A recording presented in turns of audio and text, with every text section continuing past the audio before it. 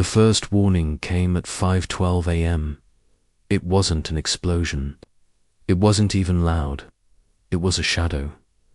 Over the city of Sydney, the morning sun vanished behind something massive. People walking to work stopped and stared at the sky. At first, they thought it was just a strange cloud. Then the shape began to move, smooth, silent, too perfect to be natural. Moments later, the same shadow passed over Tokyo, then Beijing, then Moscow. The object wasn't in the sky, it was in orbit, and it was huge. In the White House Situation Room, alarms screamed. Screens lit up with satellite images showing not one, but dozens of alien ships entering Earth's atmosphere. The lead vessel was larger than any human city, its hull made of black metal with glowing blue veins pulsing like a heartbeat. President Elaine Carter entered the room, her face calm but her eyes sharp. "Talk to me," she said. Admiral Knox pointed to the display. "Ma'am, we have 23 confirmed ships. No identification, no communication. They came from outside our early warning range." "How?" the president asked. Knox's voice was grim. "They used a warp corridor. We didn't detect them until they were here. Then, without warning, every TV, phone, and billboard in the world went black. A new image appeared, an alien face. The being was reptilian, with gold armor that shimmered like fire under the light. Its eyes were slitted and cold. When it spoke, its voice was deep, resonating in every speaker on Earth. "People of Earth, we are the unified Dominion. We have come to bring you into our order. You will submit. Your armies will stand down. Your leaders will surrender control. Refuse, and your planet will burn." In Times Square, people froze mid-step. In London, traffic came to a halt. In Nairobi, children stopped playing and stared at the strange figure on the screen. On a United States Navy carrier in the Pacific, Captain Daniel Reyes stood on the bridge, watching the feed on a small monitor. The alien's eyes seemed to look straight at him. He clenched his jaw. "They're not here to talk," Reyes said quietly. His second officer nodded. "They're here to conquer." The alien broadcast continued. "You have one Earth day to surrender. After that, there will be no mercy." The image vanished, leaving only the sound of the ocean and the distant rumble of engines. In the war room, President Carter turned to her advisors. "We can't fight them ship for ship," she said. "Not with what we have in orbit." Commander Voss, head of the Earth's Defense Intelligence Network, leaned forward. "Maybe not, but if they came here, they made a mistake. They think we'll kneel because we're small. We show them we're not." Knox frowned. "If we fight, we risk losing everything." Voss didn't blink. "If we surrender, we lose everything without a fight." Above New York, the lead alien ship moved into position. Its underbelly was lined with weapon ports that glowed with a slow, dangerous light. But the aliens didn't fire, not yet. They were waiting for Earth's answer. In the streets below, people carried what they could and fled toward shelters. Some cried, some prayed. Others looked at the sky with silent rage. On the USS Sentinel, Reyes received a direct order from Fleet. "Command, do not engage." His fingers tightened around the railing. "We can't just sit here," he muttered. His communications officer turned. "Sir, we're getting chatter from resistance networks worldwide. Civilians, militia groups. They're not going to wait for orders. They want to hit back." Reyes stared at the alien ship's image on the main display.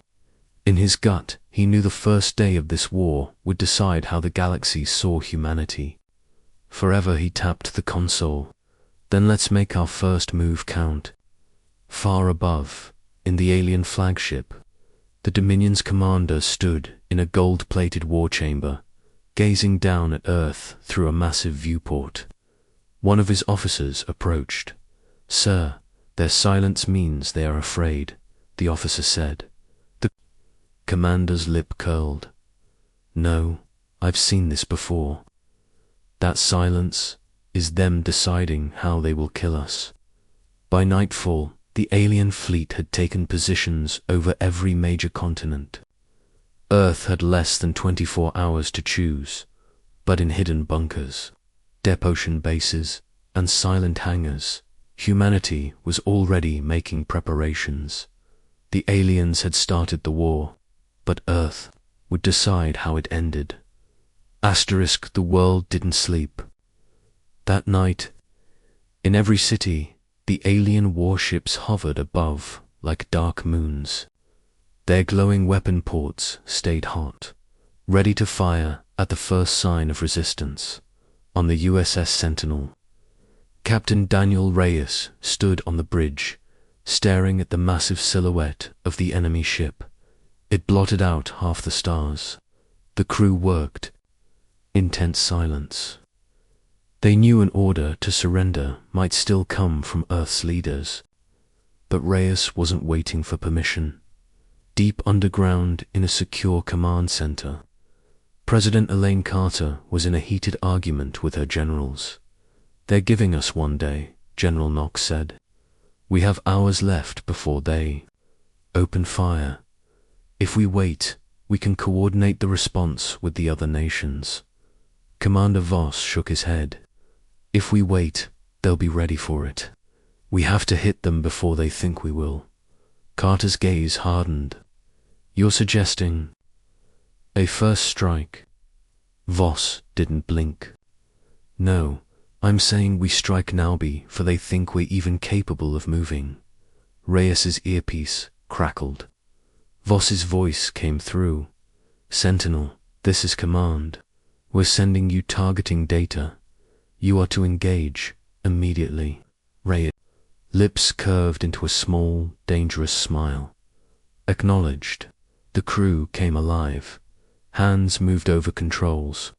Weapons hummed as power surged into the railgun systems. Their target wasn't the main warship. It was a smaller Dominion supply carrier, stationed between two battleships. Its destruction wouldn't win the war, but it would send a message. Earth can hit you anywhere. The Sentinel drifted into a shadowed orbit, hiding behind the dark side of the alien's own command ship. They had to get close. Railguns were powerful, but in space, even the smallest miscalculation could waste a shot. "Range?" Reyes asked. 8,000 kilometers, the weapons officer replied. "Shields locked, target in scope." Reyes took a slow breath. "Fire the Sentinels." Railgun roared. A tungsten slug the size of a car left the barrel at incredible speed, invisible to the naked eye. A second later, it smashed through the carrier's shielding like it wasn't there. The impact tore straight through the ship's hull, slicing it in half. On the alien bridge, panic erupted. Officers shouted in their own language as they realized what had happened. No warning, no build-up, just sudden destruction. From orbit, civilians on Earth saw it, one of the alien ships breaking apart in a silent explosion of fire and debris. Social media exploded with footage. Hashtags flooded in. Hashtag we fight back and hashtag Earth strikes first. The Dominion. Fleet commander narrowed his reptilian eyes. "They dare," he hissed. One of his aides stepped forward. "Sir, permission to retaliate."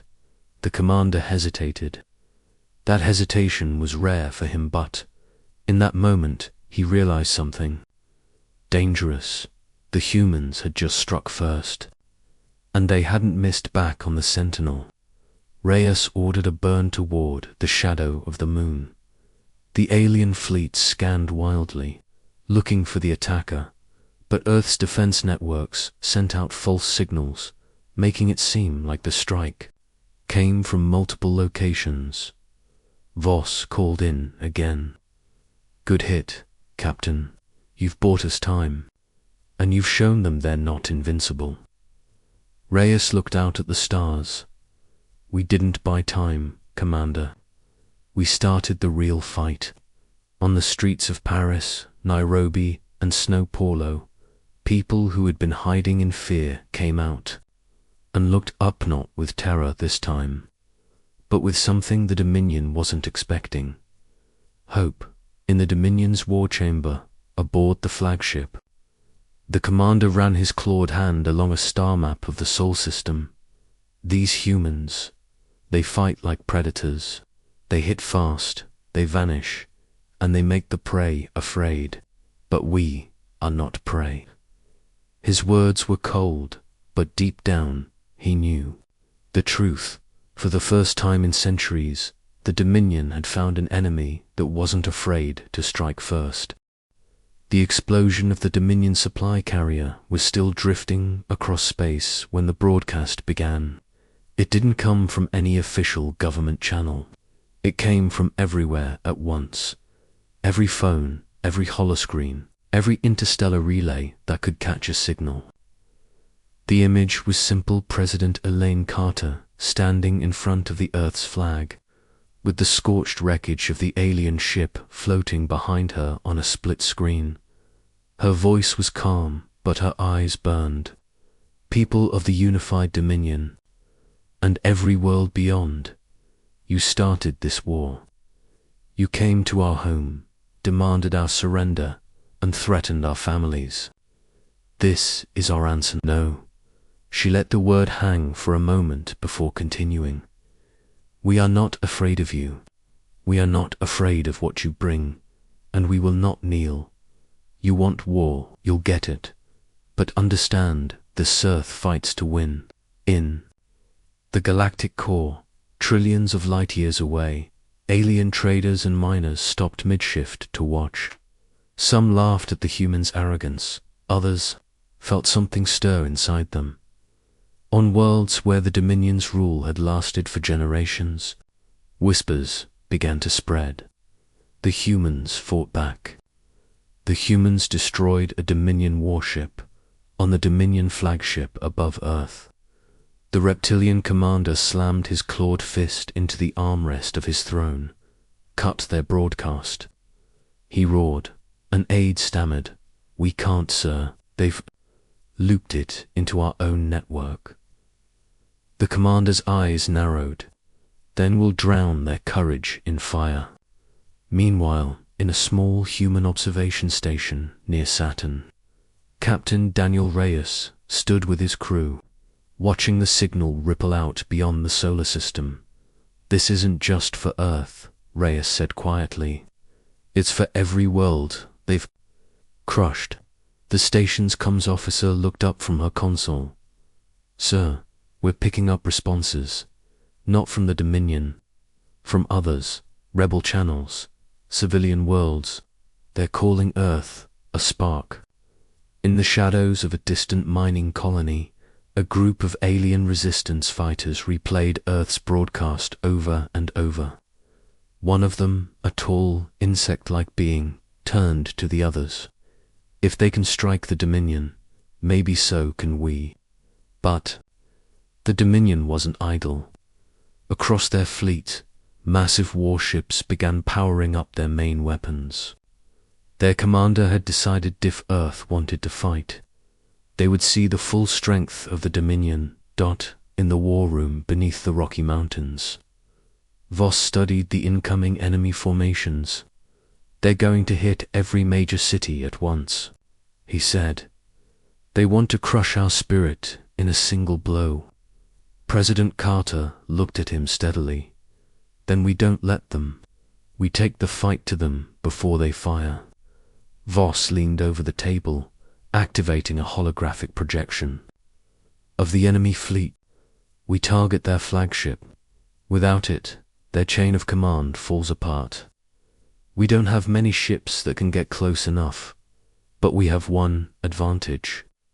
Reyes's face appeared on the screen from Saturn's station.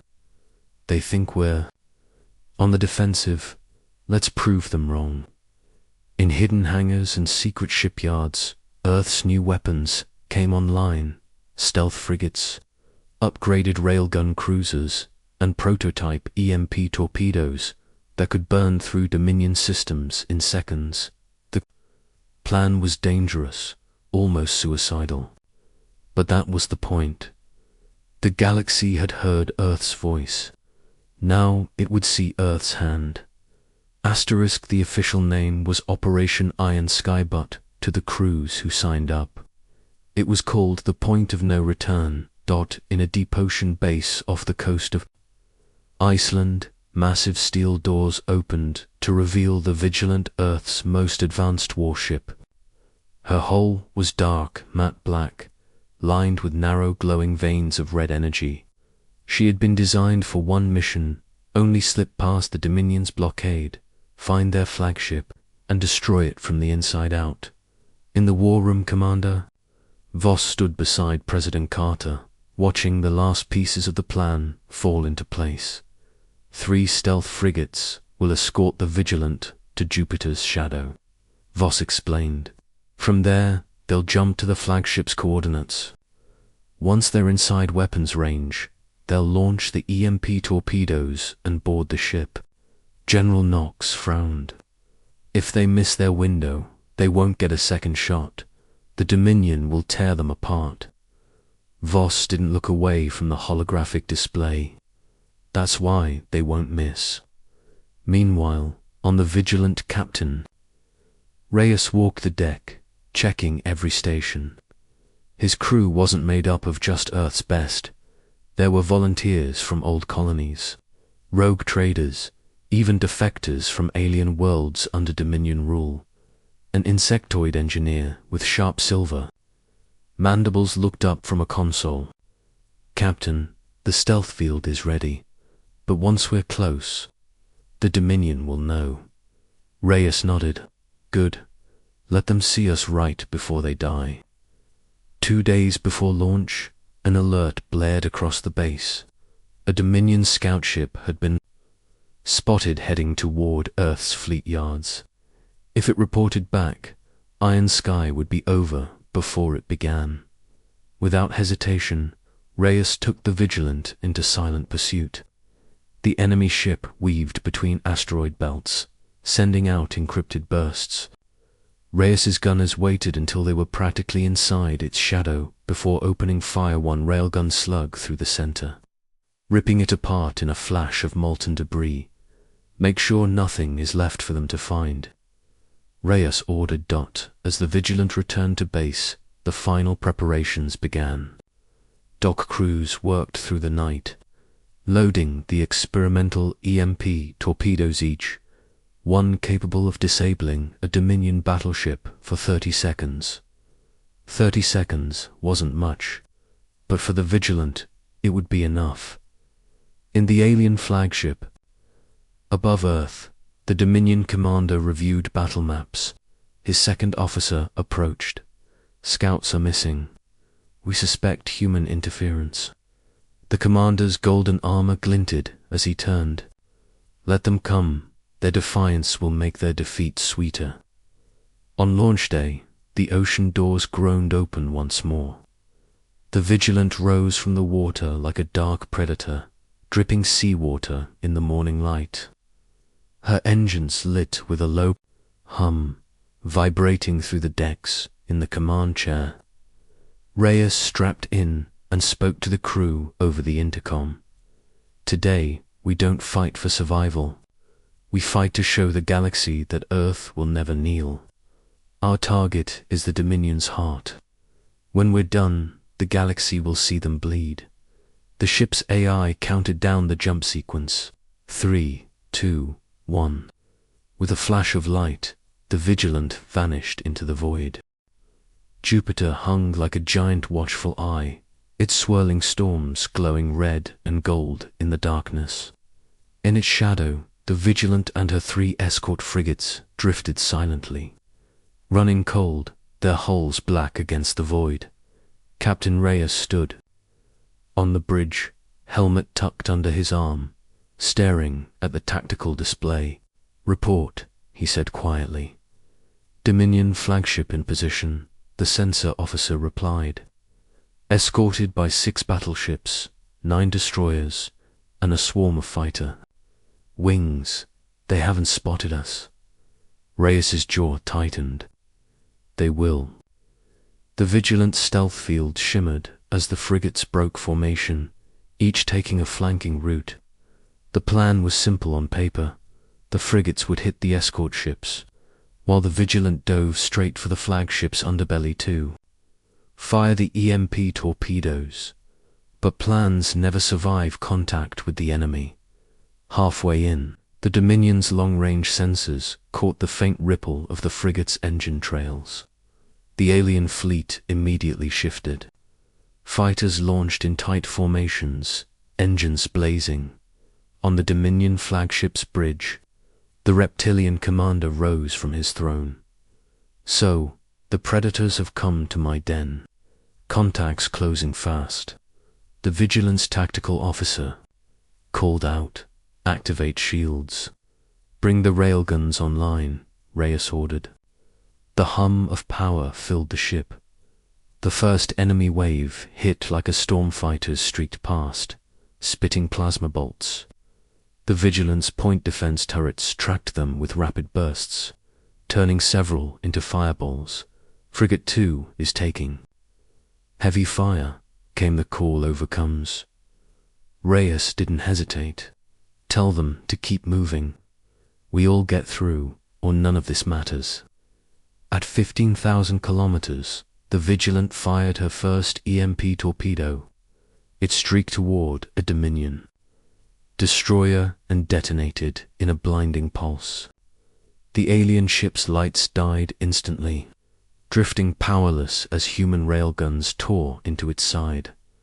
The Dominion flagship reacted, its massive forward cannons turning toward the Vigilant.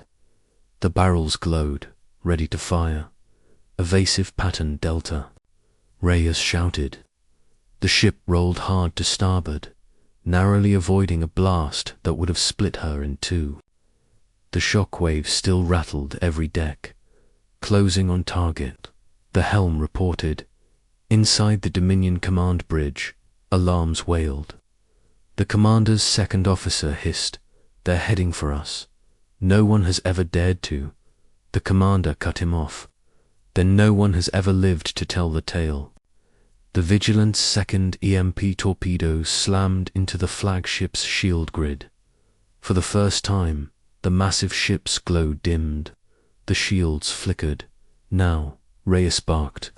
The final torpedo launched, striking the flagship's central reactor core from below. In an instant, the giant vessel went dark. Its escort ships hesitated just long enough.